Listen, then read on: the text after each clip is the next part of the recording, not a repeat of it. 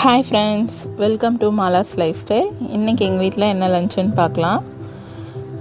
இன்றைக்கி ஒரு non veg fees தான். இலையில் உப்பு வச்சுருக்கேன், நெஞ்செலும்பு சூப்பு, முட்டை வறுவல், சுட சுட சாதம், நல்ல பெப்பர் தூக்கலாக போட்டு ஒரு மட்டன் பிரைன் ஃப்ரை பண்ணியிருக்கேன். அப்புறம் நல்லா வெள்ளாட்டுக்கறி